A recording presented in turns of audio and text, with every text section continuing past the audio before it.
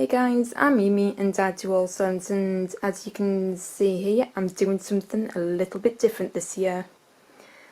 I am going to be partaking in the Inktober 2020. And before we get into this, I know about the whole controversy of the whole Jake Park and plagiarising Alfonso Dunn's work from a few years back.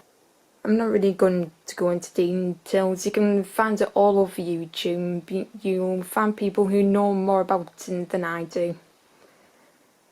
But for me, this is just a bit of fun, and since Inktober started, it's become so much more than what it first started out to be. You know, people started doing their own prom. They just made it far bigger and less restrictive.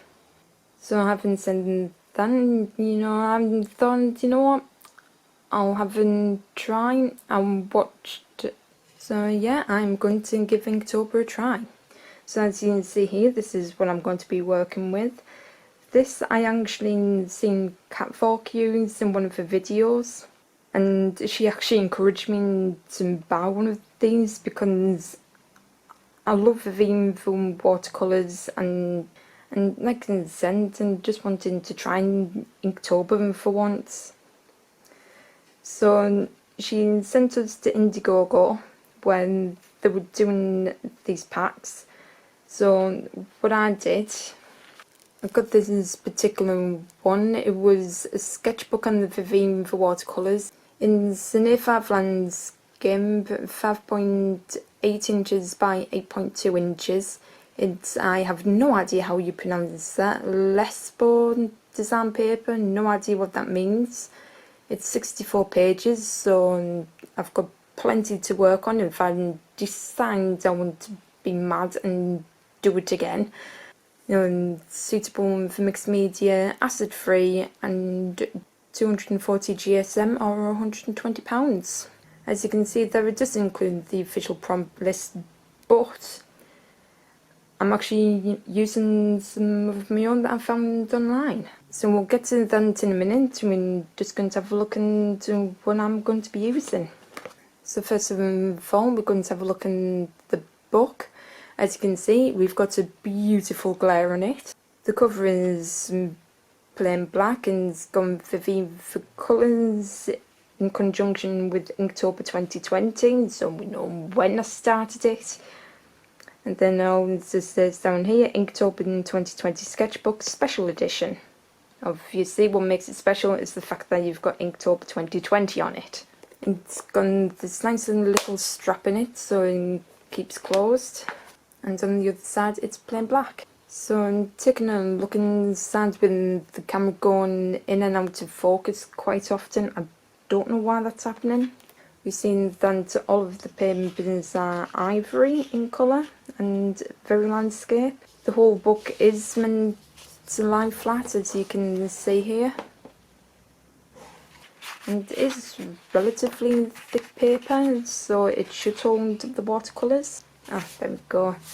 I'm sort of like at the centre, and for once I have actually found a sketchbook that does lay flat. It doesn't do so much at the beginning, but for being left-handed, it's not too bad.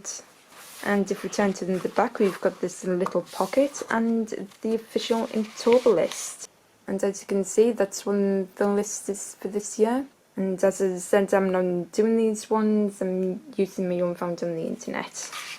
So now moving on to our medium. So this is the theme from watercolour sheets, which I have used previously in the scroller box. As you can see, it comes in this beautifully designed packaging. I really love the muted colours on this, it really works very well. And this is what the theme for watercolour sheets look like. And what makes these different from the other theme for colour sheet is that, well, first of all, it says in conjunction with Inktober 2020.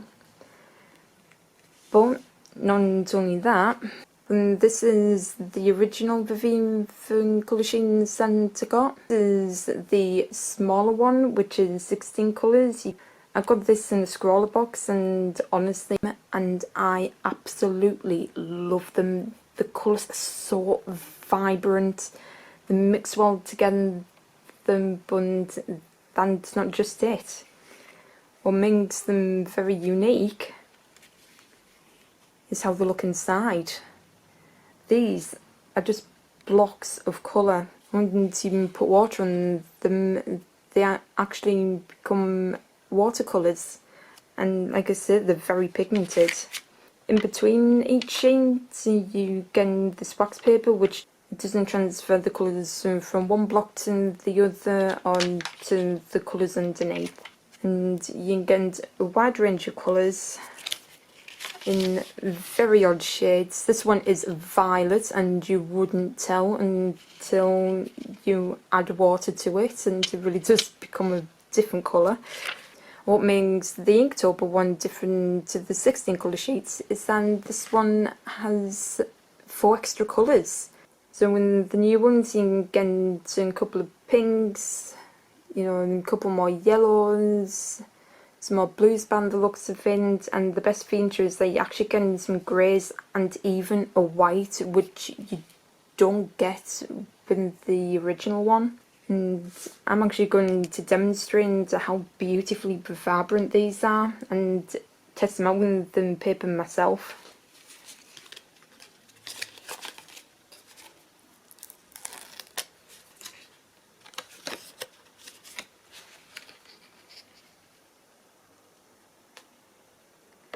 Now, as you just see me doing then, there's this little card at the back which you stick onto the back and your own little mixing palette, which I didn't stick in quite right, as you can see. So what's so great about these is that you can just slip them in your pocket, your purse, your bag, anywhere. It doesn't take them that much space. And it's just a nifty little thing, and plus with these many colours you don't really need to take like a huge watercolour tin with you. Right, so let's get a swatching. I'm gonna try the crimson first. Maybe if I can get it in a little bit closer so you can actually see. Ooh, that has got to be my favourite red so far. It's a little bit darker in real life, but oh my word, this is such a gorgeous colour. Seeing, I'm just picking it up, and it is plentiful and is very, very pigmented. That's why I love Viviva. So this is crimson.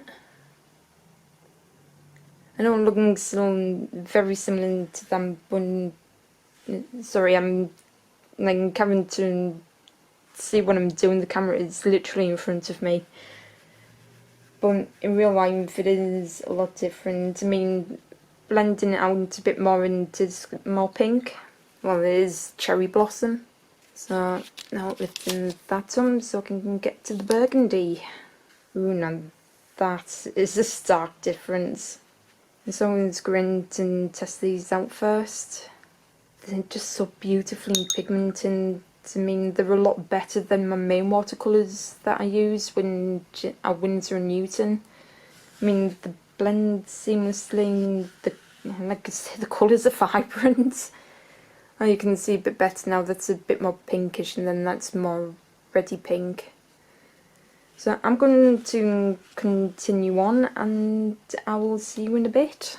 Alright, and here we are. These are all 20 colours. And they are actually all extremely vibrant, and as you can see, and it's not far off from what it looks like in real life. I've got orange on me, and someone managed to get all over my desk as well, which you can't see off the camera. But to someone who loves vibrant colours, this is ideal, and I love the fact how you've got different contrasts over here.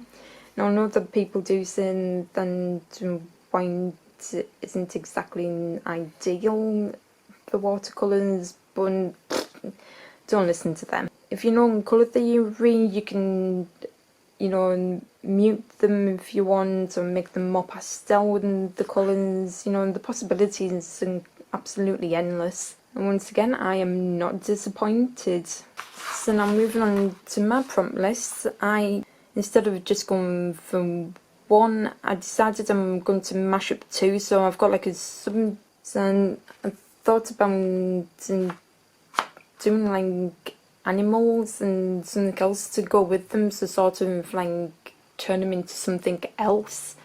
So this list I just pulled off Google Images, and this one I gotten from Pink Sarah W.